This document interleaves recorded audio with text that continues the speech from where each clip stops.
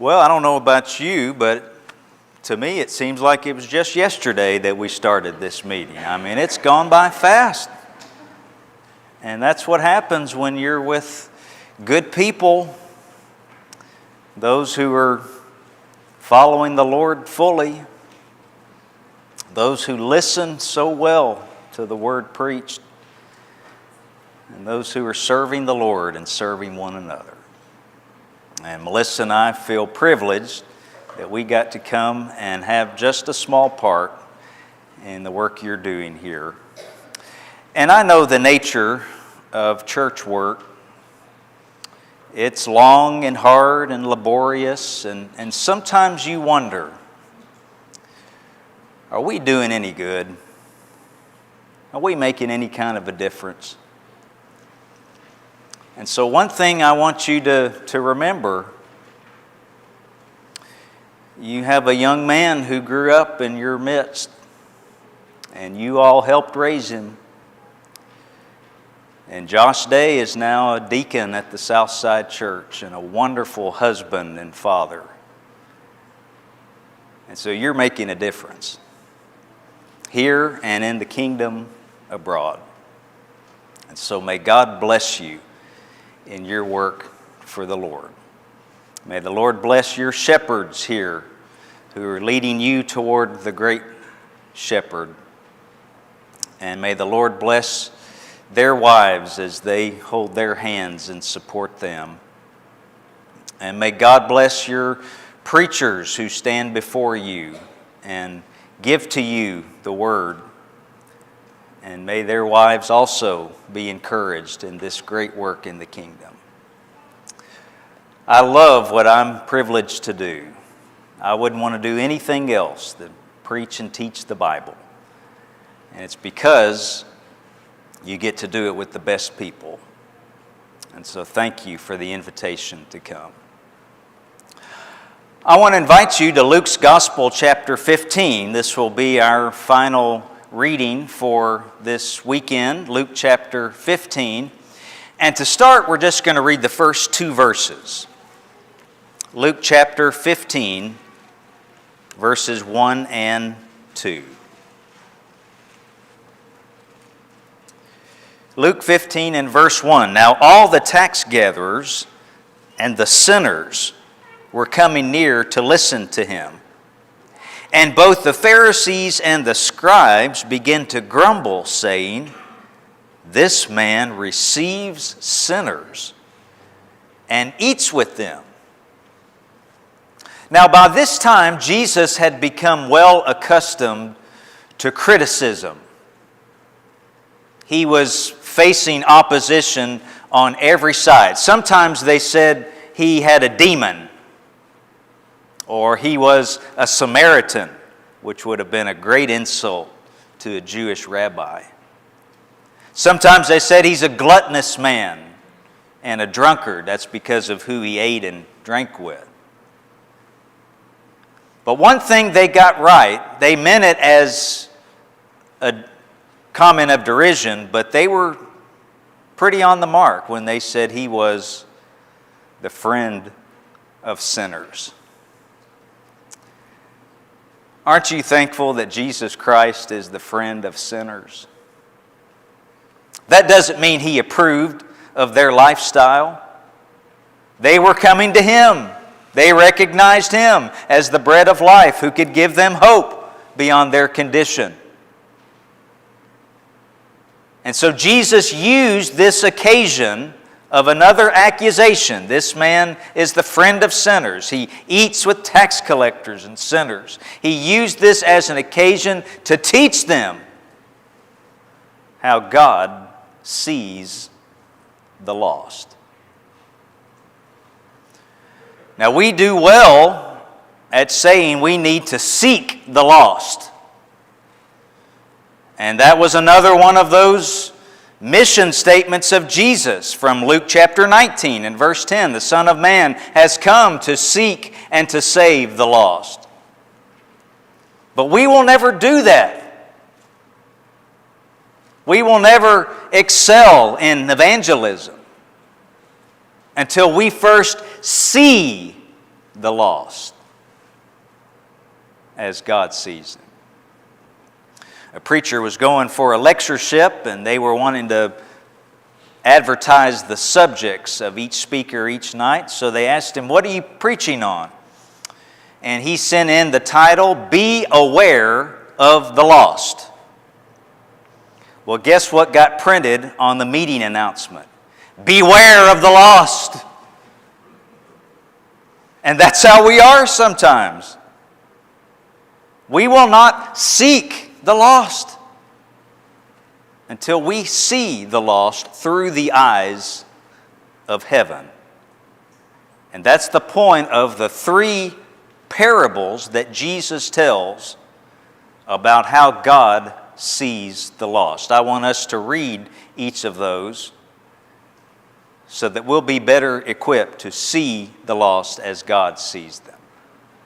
Verse 3, he told them this parable, saying, "What man among you, if he has 100 sheep and has lost one of them, does not leave the 99 in the open pasture and go after the one which is lost until he finds it? And when he has found it, he lays it on his shoulders, rejoicing. And when he comes home, he calls together his friends and his neighbors, saying to them, 'Rejoice with me, for I have found my sheep which was lost.' I tell you that in the same way there will be more joy in heaven over one sinner who repents than over 99 righteous persons who need no repentance." So how does God see the lost? Number 1, he sees them as straying sheep of his pasture.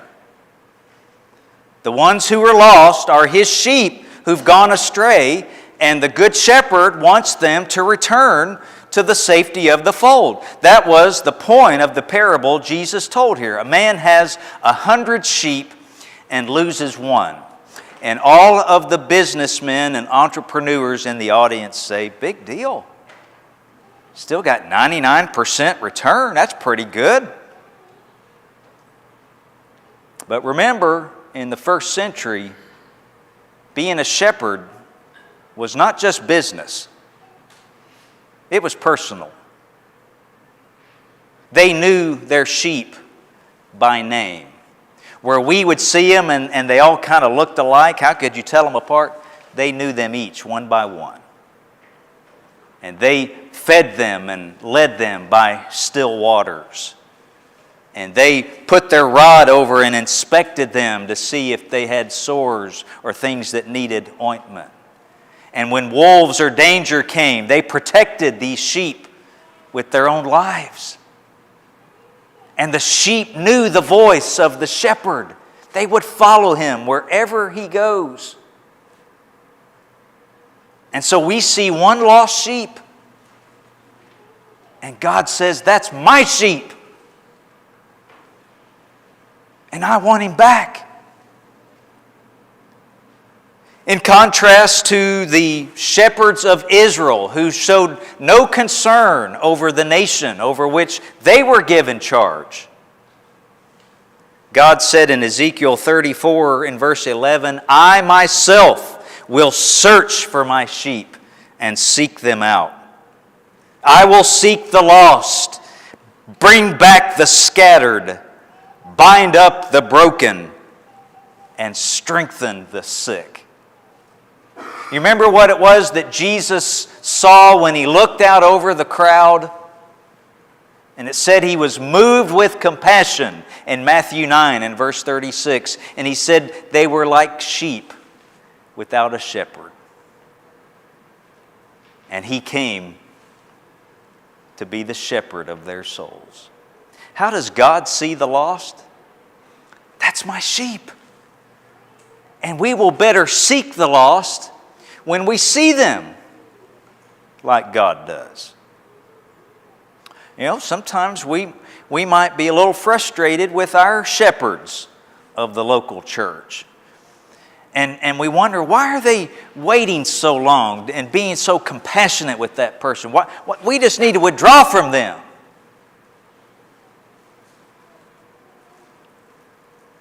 Well, for us, it's just a member that you cross off the directory. For the shepherds, that's God's sheep. I'm put in charge for their soul. I'll give an account for that sheep. And we're going to exhaust every possibility to save their soul.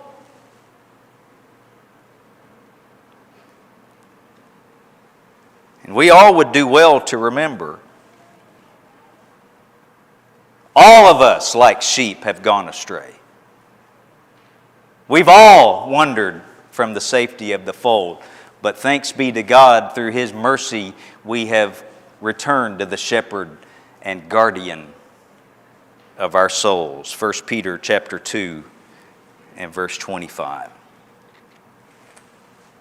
We won't seek the lost. We will not have compassion on lost souls until we remember that's God's sheep.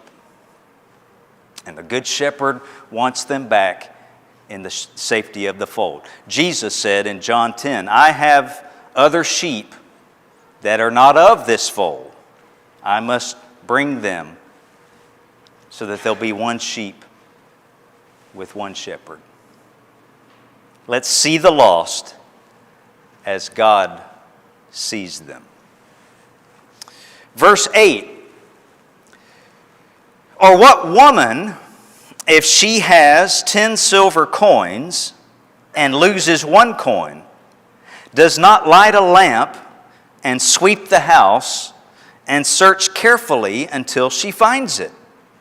And when she has found it, she calls together her friends and neighbors, saying, Rejoice with me, for I have found the coin which I had lost. In the same way, I tell you, there is joy in the presence of the angels of God over one sinner who repents. How does God see the lost? He sees them, number 2, as souls that are precious, souls that are dying. Every single one. So he started with a shepherd that 100 sheep lost one. Now it's a woman who has 10 coins and has lost one. Now you might have a note in the margin that says the word Jesus uses here is the Greek drachma, which is similar to the Roman denarius. It's about a day's wage was the street value of this coin, which by itself makes it something valuable. But more so when you consider in a set of 10, it was probably something similar to a wedding dowry, and maybe she would wear it as a necklace or a headband. And so to lose one would kind of be like losing your wedding ring. You ever done that? For years, I worked as a counselor at the FC camp in Dry Creek, Louisiana. And the last 10 years or so, I was with the 12th graders. 20 12th graders in one cabin. And so you can imagine by the end of the week, it looked like a bomb had gone off. And in the chaos of that last morning, I couldn't find my wedding ring.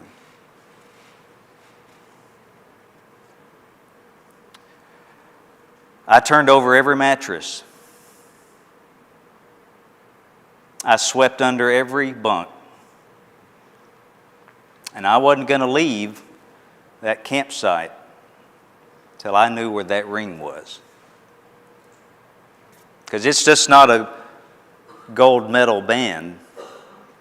It's got an inscription inside of it, engraved by my wife. And so like that woman, I searched diligently until I had found it.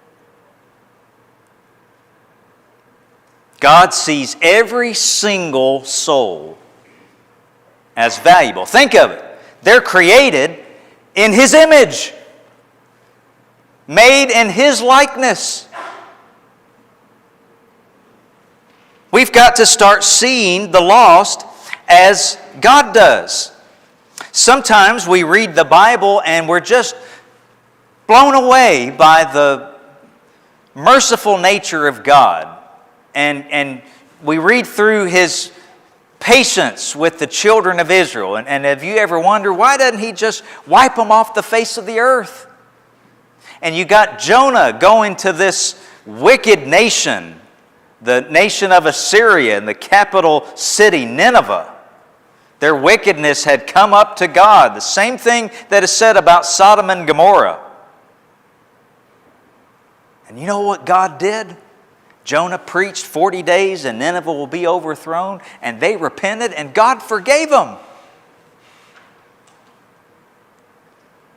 How could He do that? Because they were precious in His sight. Every single one. And so we've got to start seeing the lost that way.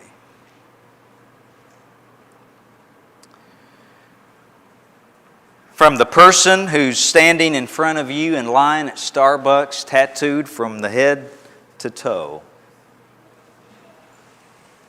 They're precious in God's sight. To the person who has a different religion, or maybe even no religion at all, that's a precious soul to their Creator. And perhaps, like that coin just lost by negligence, perhaps that person has become a condition not of any fault of their own, but just the product of how they were raised. And they need God's mercy and compassion and the love of their brother and sister of the human race. We won't seek the lost until we see them as God does. Souls that are precious. Souls that are dying. Verse 11. And a certain man had 2 sons, and the younger of them said to his father, Father, give me the share of the estate that falls to me. And so he divided his wealth between them. And not many days later, the younger son gathered everything together and went on a journey into a distant country. And there he squandered his estate with loose living. Now when he had spent everything, a severe famine occurred in that country, and he began to be in need. And he went and attached himself to one of the citizens of that country, and he sent him into his fields to feed swine. And he was longing to fill his stomach with the pods that the swine were eating, and no one was giving anything to him.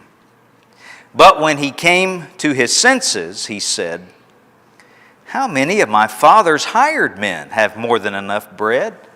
But I am dying here with hunger. I will arise and go to my father, and will say to him, Father, I have sinned against heaven and in your sight. I am no longer worthy to be called your son.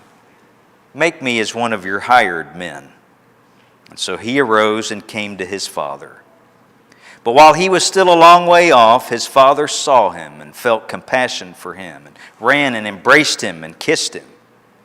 And the son said to him, Father, I've sinned against heaven and in your sight. I am no longer worthy to be called your son. But the father said to his slaves, Quickly bring out the best robe and put it on him, and put a ring on his hand, and put sandals on his feet. And bring the fattened calf, kill it, and let us eat and celebrate.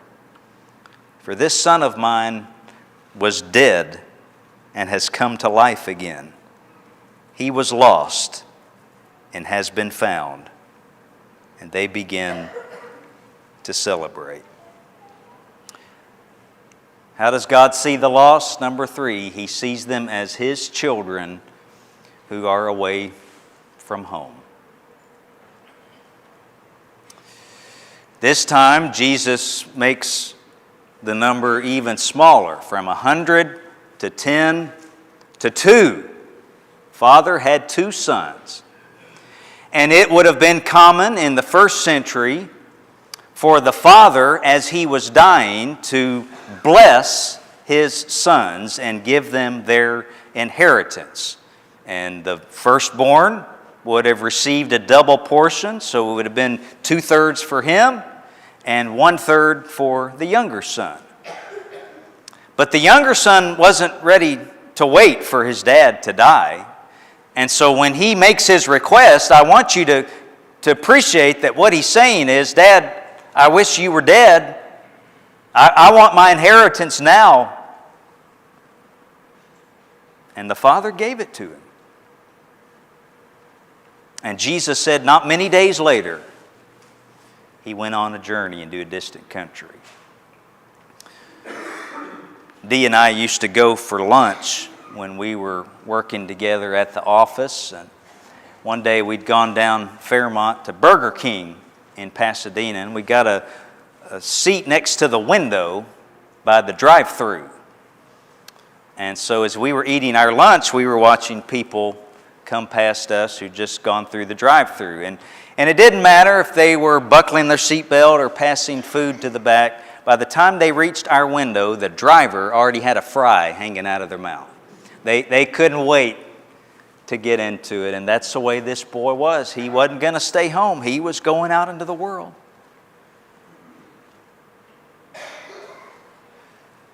And we sit there and we think he got what he deserved. Spent all that his father's estate with loose living. Later his brother says with harlots.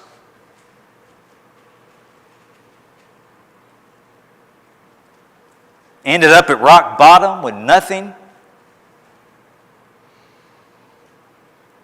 Feeding the swine. The poster of uncleanness for the Jewish people.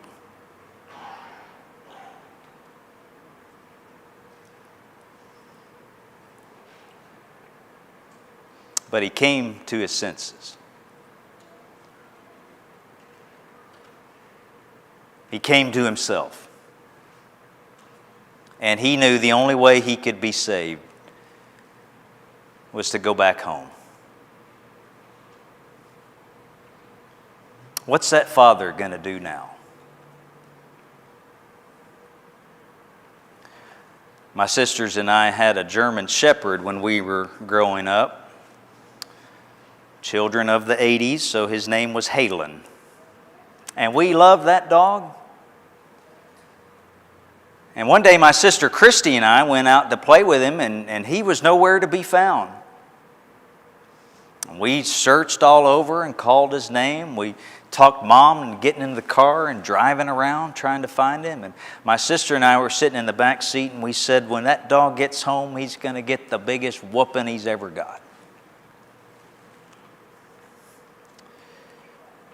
At dark, Mom called off the search party.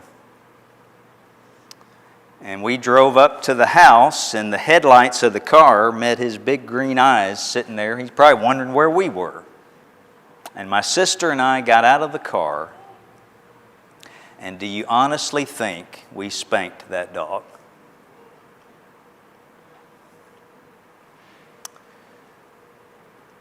The father saw him while he was still a long way off. He recognized him even though the world had chewed him up and spit him back out. And think of the arrogance with which he left home with all that money, and now he's crawling back on his hands and knees, and he's got this speech he's prepared. Don't even let me stay in the house, I'll just servants. The hired servants are day laborers. Those are the men who still stand out at Home Depot hoping that somebody will have some project and give them work for that day. That's what this boy thought. That's what I deserve. I don't even deserve that. Maybe Dad will be gracious. And did you notice the 3 things he said to bring? First, a robe. And second, sandals. And third, a ring. These are not servant, but of a son. And that fattened calf we've been storing up and saving for a celebration. Today's the day. Go kill it. We're going to rejoice the same way the shepherd and the woman did, because that which was lost has been found. My son is back home safely.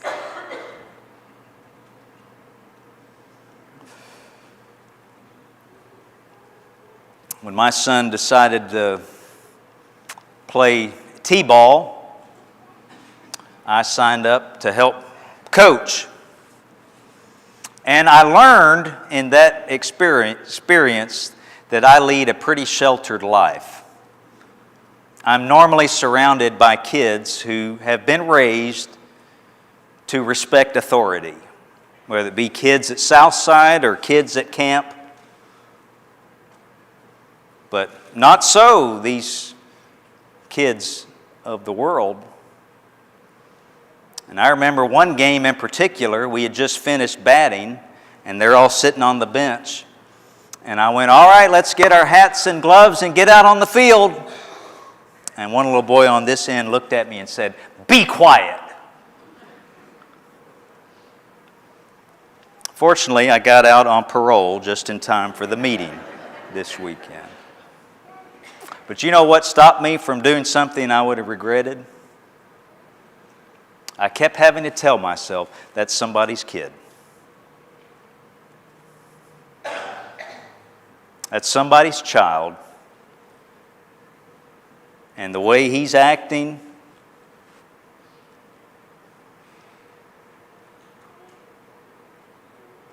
we got to remember that's God's child.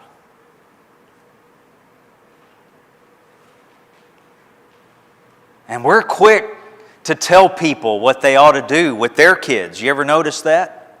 Well, I tell you what, you just need to cut him off. Well, that's easy for you to say. That's not your kid. I tell you, you'd better just kick her out. Well, it's easy for us to say that. That's not our child.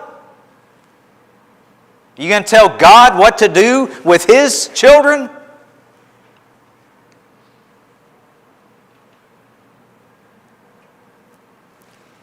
Somebody comes forward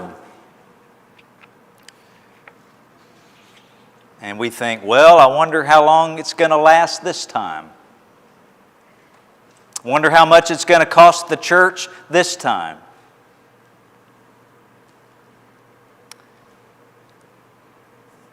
And while we're grumbling and complaining, the angels are rejoicing. Because God's child has come back home. We won't seek the lost until we see them like God does. The Father calling His children to come home. And He doesn't say, now you just sit down over there by the door. He says, you come and you sit at my throne. And you enjoy the blessings and privileges of being children of God. And such we are. 1 John 3 in verse 1. And the brother, remember how he reacted? He hears the music and dancing, and what's happening? Oh, your brother's come home, and your father's thrown this party to celebrate. And he won't go in. And when the father comes out to plead with him, do you remember how he refers to that boy? He said, this son of yours. And the father corrects him. He says, this brother of yours. You mean that homosexual?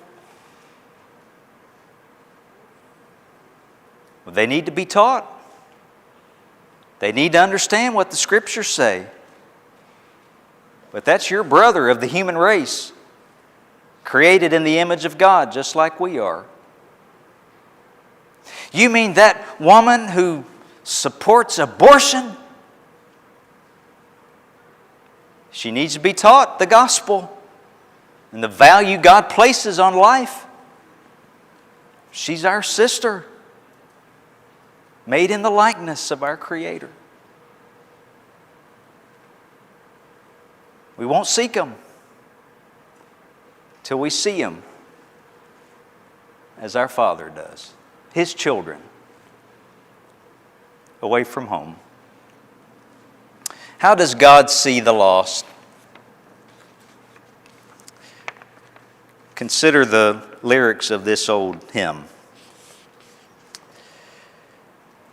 There were 99 that safely lay in the shelter of the fold, but one was out on the hills away, far off from the gates of gold. Lord, thou hast here thy 99. Are they not enough for thee? But the shepherd made answer, this of mine has wandered away from me, and although the road be rough and steep, I go to the desert to find my sheep. But none of the ransomed ever knew how deep were the waters crossed, nor how dark the night when the Lord passed through, ere He found His sheep that was lost. Far out in the desert, He heard its cry. 'Twas sick and helpless and ready to die.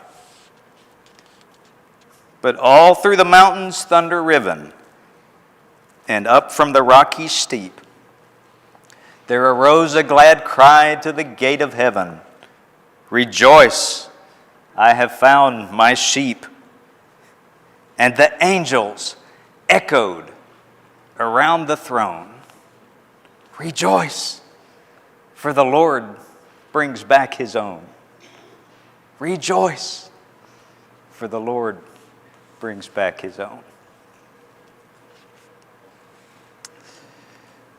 The dead can be raised, the lost found,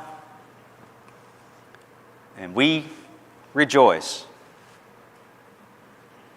with the angels around the throne of God. Jesus came to seek and to save that which was lost. May God help us to see them as He did and make that our mission. And may we excel and abound in bringing the lost to Jesus. Perhaps it's your soul that's in jeopardy tonight. Maybe you need to come to the Father. You need to come home. You need to come and return to the shepherd and guardian of your souls. A song of invitation has been selected where you can make that known. If you need to obey the gospel, if you need prayers and encouragement, let us know how we can help. Come to the front right now while we stand up and while we sing.